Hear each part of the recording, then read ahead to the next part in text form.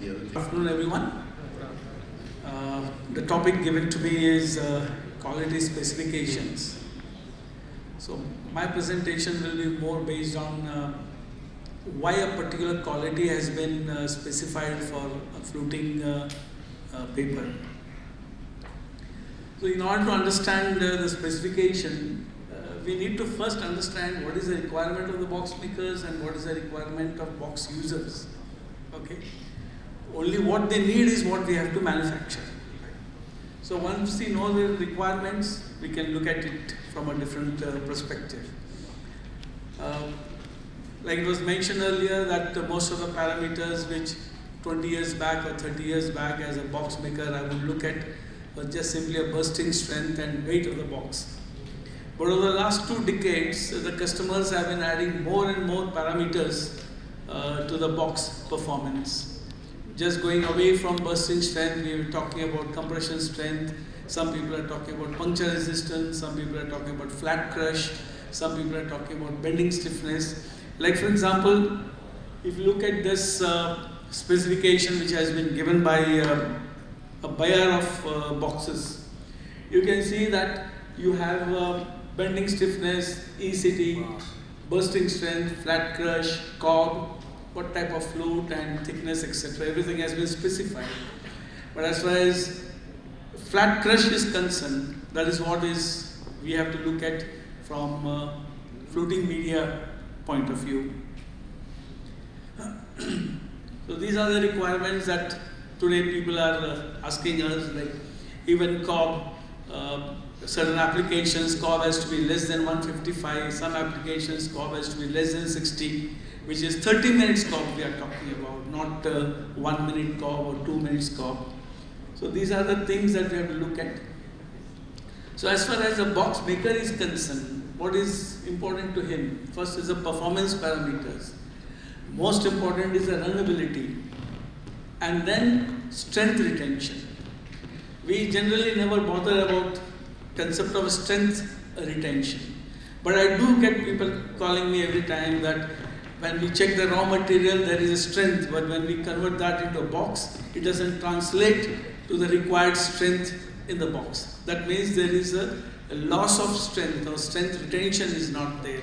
And what are the reasons for that? If you look at this picture, what it shows is you have a reel stand. That's where your fluting paper is there. It goes through a splicer, it goes through a preheater, it goes through a steam shower, and then it goes through a corrugating machine and comes out. So you have a fluting paper which undergoes a lot of this activity, which means it is really subjected to a harassment. So a fluting media is not considered as important as we all been discussing now. Important or not important, fluting media is what makes the corrugated board perform, as Pankaj Bhai has explained. So I'll just quickly go through that. Corrugated board is a sandwich structure, as he mentioned, that the main job of the fluting is to maintain the parallelness of the 2 liners, as explained. Media must maintain this separation of liners to form the sandwich, right, as already discussed earlier. It must do this after what? Being burnt on the preheater drums, punished with steam showers, pulled, bent, squashed inside the corrugating rolls, doused with watery starch mixture, flat crust compressed into hot plate section, and finally in the finishing section of the box making. So this is the abuse that the medium undergoes, and we have least respect as far as the medium is concerned. So if you see this, just quick reference to it as to what is happening. You have a medium coming from there and you have a line coming from here, and that is where the important point here to understand is the relief between the rolls is only 220 microns. You have the top corrugating roll and the bottom corrugating roll, and the gap between both of them inside, as any machine manufacturer, we always let maximum gap or a relief between the 2 rolls is only 220 microns. This is a point which we have to understand as we go ahead.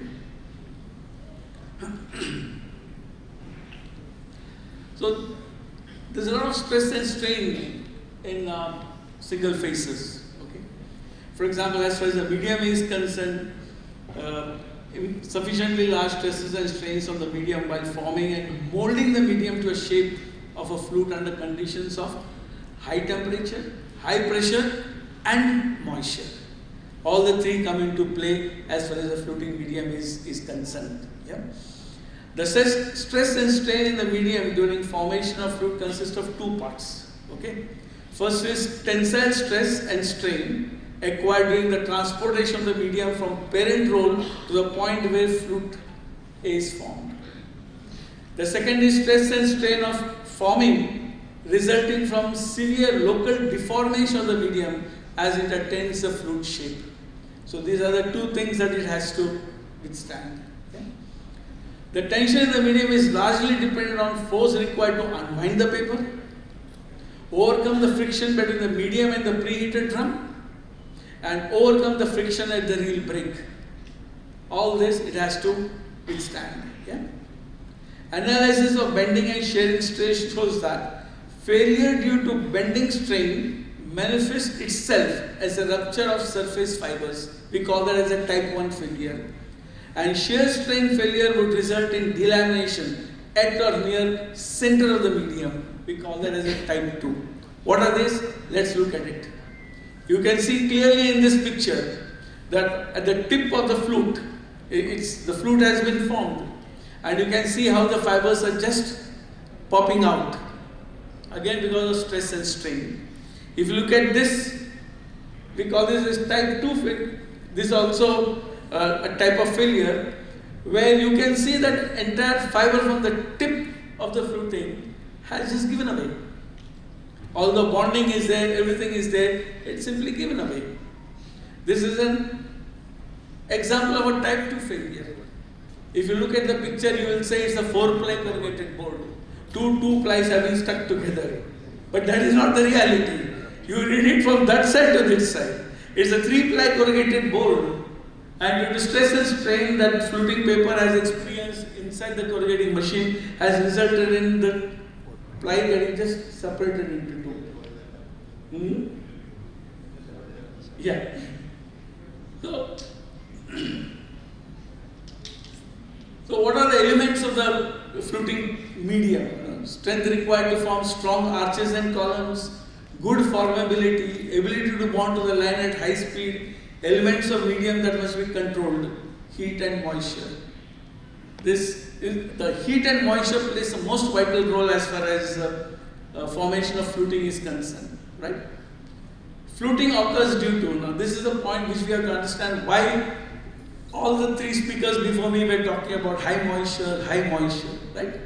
Fluting occurs due to hydrostrain variation, which is caused by moisture variation created during the fast convection drying through heat. That is the reason why a proper moisture and the bulk in fluting media is required. It has to be a high bulk paper, and why that high bulk is required is clear from this particular point. High drying temperature promotes inelastic, or what we call as irreversible deformation in paper, due to which flutes are preserved. And that's the reason why we require high temperature in corrugating media to make sure that the flute formation remains intact. Yeah. What are the key characteristics of fluting media? Water absorption, porosity, moisture content, flat crush, tensile strength in machine direction, stretch in machine direction, formation, compression resistance like RCD and SCD, caliper, that is a bulk, and finally compression in Z plane. Why do we require compression in Z plane? Z plane, the flat plane which we are talking about. Yeah. Now, I'll come to that point later on. These are the previous ones. If you see, I've just all these points I just quickly mentioned. Later on, you all can go through that. Why water absorption is important. Absorbability influences the ability of the medium to accept water from steam showers and starch adhesive. That's the importance of water absorption. Also, what happens if it is high absorbability and what happens when it is low absorbability? That is very important to understand. Porosity is very important. For example, very low porosity of medium affects the runnability on corrugated.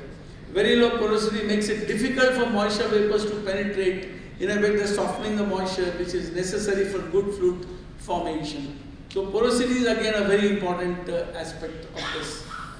Very high porosity indicates an open sheet that can allow too rapid penetration of water from adhesive. So for the adhesive to be cooked, there has to be a presence of water. And starch and water are insoluble. So when it is applied to the flute tip, if the water is quickly pulled out from the starch will not get cooked and you have a brittle bond and delamination happening. That's where again porosity plays an important role. We talk about cork, but this also plays an important role from that point of view. This will result in high adhesive consumption as operator try to compensate for this problem, in turn leading to other issues like warp. Single facers hold the medium using vacuum created by fingerless system, and because it is a vacuum which is used, again porosity becomes an important aspect. Moisture content. Already we have discussed that of a medium directly affects its ability to achieve good fruit formation. Right? Dry medium does not allow penetration readily, leading to a poor bonding in single facer. Dry medium exhibits tendency to form high and low flutes as well as fractured flutes. That's why moisture content is very, very important. Flat crush of the medium. Flat crush of the medium refers to CMT values, as has been explained. The photograph clearly shows what we are talking about. Yeah. CMT value provides a lab procedure to predict flat crush resistance of corrugated board. Now my point here is very clear that very low CMT values result in loss of caliber of the board during converting operations, leading to loss of stacking strength of the board. But at the same time, please understand, very high CMT values causes flute formation problems and score line cracking problems. So it's not that we want very, very high CMT, at the same time not we want very, very low CMT. Like we have got used to it, today we are all talking to the paper mills, give us high RCD, high RCD, high RCD, and paper mills have forgotten all the parameters and started giving us high RCD, and when we try to convert that high RCD paper, we end up with all sorts of problems in box making. So we don't want that to happen when we switch over to making medium. Every property of the medium has to be properly balanced. Just because I am asking I want a high flat crush, please don't give me very high CMT values, because that's going to cause some other problems in my box making. Right? Tensile strength affects the ability of the medium to withstand stresses of flute formation, resist tearing and breaking from acceleration in a single facer. Yeah? Very low MD tensile strength leads to MD break. Low MD tensile strength leads to high and low flute formation and fractured flutes. Yeah? Stretch, maximum tensile strain is developed in test specimen before rupturing. Okay? Stretch influences the flute formation characteristics of the medium. High stretch value decreases high and low flutes and helps in higher runnability speeds. So why stretch is required and why we need to measure the stretch? High stretch values decreases high and low flutes formation, and it does help us to increase the running speeds of the corrugating machine. Yeah. Formation, everybody is aware of the formation aspect. Poor formation contributes to development of high and low flutes as well as fractured flutes.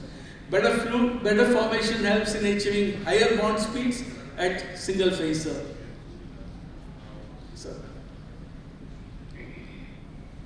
Compression resistance, very clearly discussed, no point in talking about that. RCD and SCD values, so I'll skip that. Failure to meet specific RCD or SCD values will result in compression strength not being there. Bulk and Z direction compressibility. This is what I was trying to mention over here.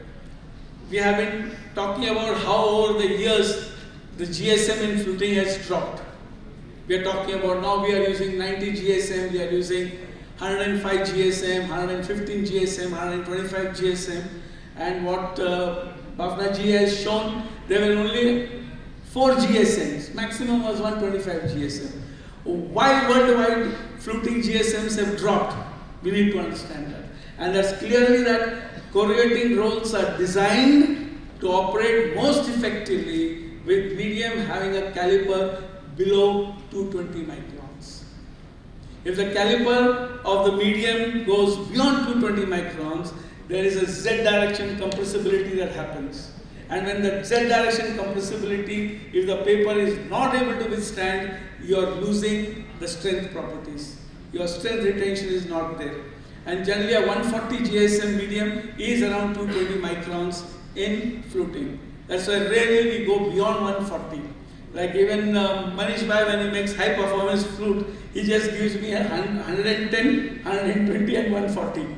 Even if I ask for 160, he will take 10 times to give me a 160 GSM. Yeah? Like there was a clear observations, you know, their result indicated that 15 to 20% of ECD potential of a corrugated board is lost during fluting process. So when we talk about strength retention, we are talking about this and how we can achieve that or prevent that loss from happening. Yeah?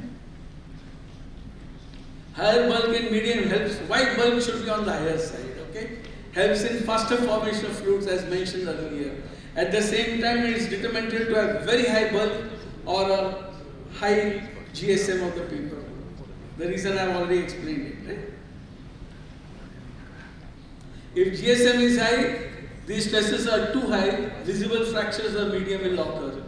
High bulk at lower GSM with better Z direction compressibility will result in less losses during flute formation as well as better flute preservation. So we are talking about high bulk at lower GSM with a better Z direction compressibility.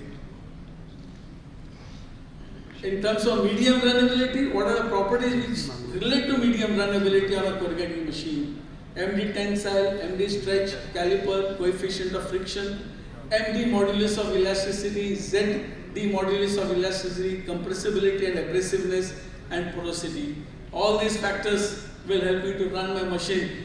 If it is designed to run at 300, I want to run at 300. If I don't have any of these properties, I will run at 250 or 200 or 180 or 150. Yeah. Medium should have a good runnability. Runnability is defined as the ability to run the corrugator at maximum permissible speed without affecting flute quality. Yeah. The term runnability means flute formation and bonding.